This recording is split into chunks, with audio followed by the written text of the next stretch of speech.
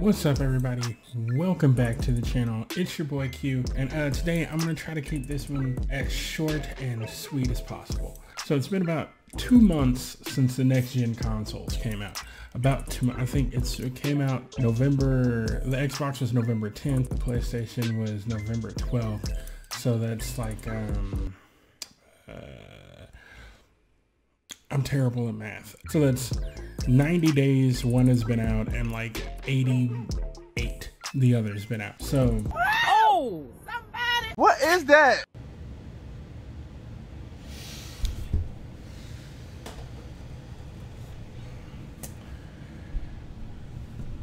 So yeah, it was at this moment that I realized I had that huge crumb on my face that whole video.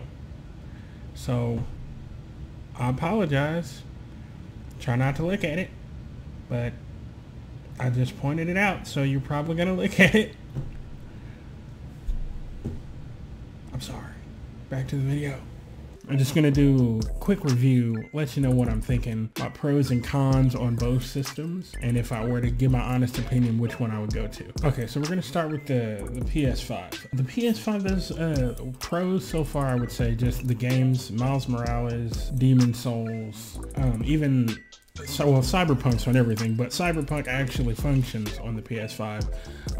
I have a little bit more. I have a review on Cyberpunk later. Like, it functions. It's actually beautiful on there. It's just if you'll like the game, to be honest. One of my major pros, this controller is amazing, in my opinion. I think mostly it's just kind of the weight. They really got the feel on this thing right. I think that's what they were going for, was really comfortable. And for me, it's really comfortable. I have, you know, bigger hands, so maybe if you have smaller hands it may be a different experience, but this is all, again, let me say, this is just all my personal opinion, so I don't want anyone to be offended or anything like that. This is just what I think, okay? But yeah, this controller, top-notch stuff. Also, the design of the console is beautiful. I swear when I first saw the videos, I thought it was going to be awkward, and to a degree it is, because it's big. It's a big boy, okay? But it's also very unique looking, and it's grown on me even more. Like, I really like the look of this thing. I think I'll be even more impressed when they start rolling out like limited editions and you get different like color variations. I think it's going to look real nice. As far as cons go, I will say that the PlayStation, when it first started, had a lot of bugs. I didn't necessarily experience a lot of them, but I did see online where people were like, you shouldn't put it to sleep because it might crash. And I know when I first played Miles Morales, it crashed on me a few times. Like, not like froze up, but just would completely cut itself off and reboot. But it seemed like within like the first like week or two, they got a lot of that kind of ironed out. So I don't think it's as big of an issue now. I don't think it has any bugs anymore. I think they've worked out most of that. Like the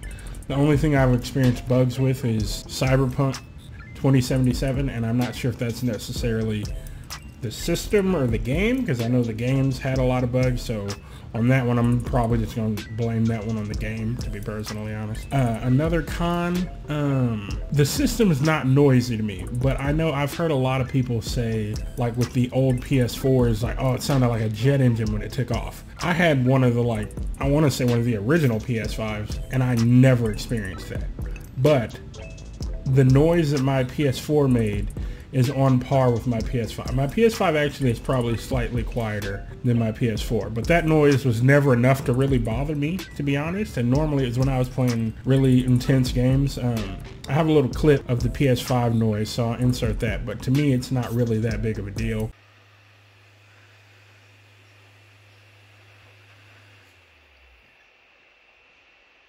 But if you thought the fans on the PS4 were noisy, then you'll probably think the same thing of the PS5. So that's one of the few things that I think may be a con for some people, but I don't really think it's that big of a deal. Yeah, and those were the only real bullet points I'd written down for PS5. Yeah, I'm trying to keep this super quick, so now we're just going to go into the Xbox.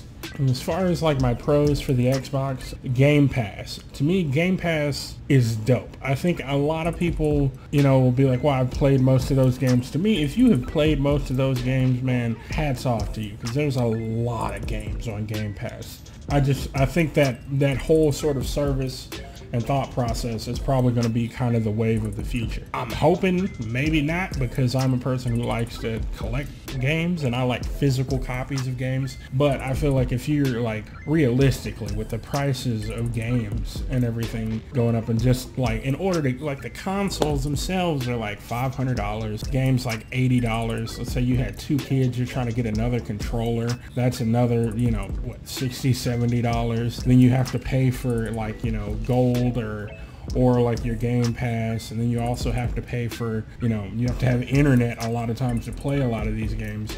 So you're talking, you know, to even get into the gaming with your kids, you're talking like damn near $1,000. That's kind of crazy. So I would think cutting costs where you can. You know, not everyone's going to be like a collector like me and want the box. You know, if your parents manage to put the money together to get you the system, then, you know, a couple dollars for like a huge catalog of games, that's where it's at, honestly.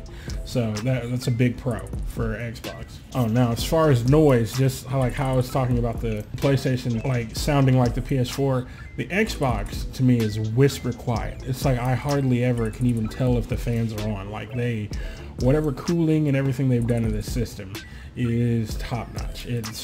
I hardly ever hear it. Now, stipulation there, which also connects to one of my cons for the system, is I don't really have a lot of, well, I don't have any, honestly, of the next gen games for this console yet. So I haven't had anything that's really pushed the console to where it's like the fans would even really have to cut on, I guess. But it's playing a lot of these games I have at high resolutions, and it's playing smooth, like buttery smooth, no noise. So as far as I can tell from my 90 days with the system, it's pretty quiet. It's amazing. Another pro, no bugs out of the gate. I haven't had the Xbox crash on me or anything like that. It's done a couple of updates on the controller and the console, but other than that, and there haven't been a lot of bugs for this console. So I haven't really had too many problems on that front. Also, another pro for the Xbox is that it's the more powerful of the consoles. I don't know, I remember at first there was an issue they were having for some reason where the PlayStation was performing better, but just on paper, this is a more powerful console. So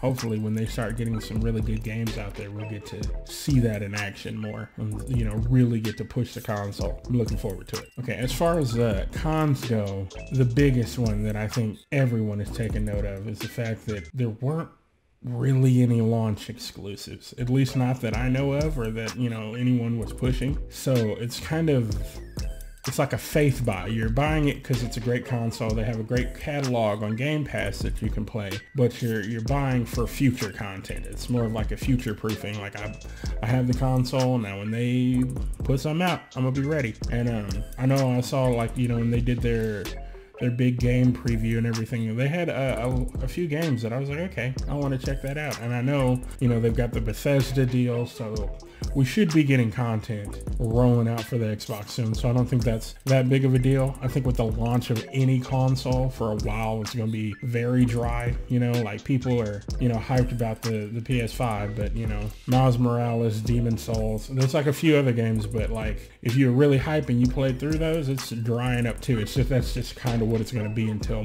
you know, the catalogs build up. All right, and this is probably the last con I have for the Xbox, is that these controllers to me are just not great, man. I don't know what it is. Like the D-pad, this D-pad, I will say is amazing. It kind of reminds me of their Pro controller.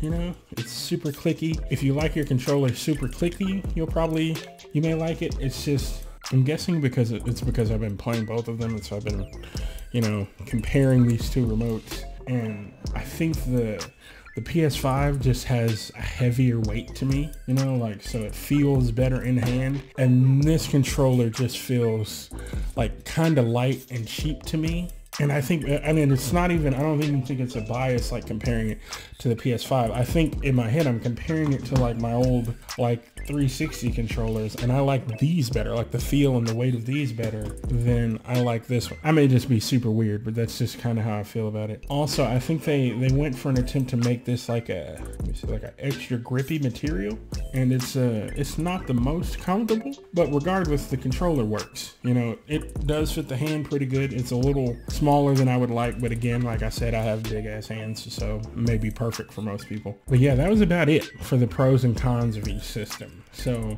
right now, if a friend were to ask me which one they would get, if I'm just being perfectly honest, I would probably say the PlayStation, purely just because there are next gen titles that you can play right now, and it seems like there's probably a bigger community of people playing on the PS5 right now. I'm pretty sure you'll have a bunch of people that are heavy on the playing on the Xbox once they get one of their titles out there, like a bigger title. Once Halo or something comes out, like everybody's gonna be on it. But if you got the scratch, man, I would say buy them both. I love gaming, so I want to be able to play whatever comes out on both consoles. So that's why I bought them both. So if you can make it happen, I suggest both. If not, at this current point in time, you know, I would probably go PS5, but I don't even know if that works because right now it seems impossible to get both of them. I mean, I know some Walmarts had some of the Series X for a while, but both of them are kind of hard to get right now. So right now you may not have a choice. It's pretty much just buy what you can get if you just really want one. But my personal opinion, I would probably lean PS5. Again, that doesn't mean I hate Xbox. Hell, I bought one. I've bought more accessories for the Xbox so far than I have for the PS5, but yeah, that would just be my personal opinion. Thank you guys for watching. Don't forget to like and subscribe. I love you guys. Don't make it weird. I guess that works.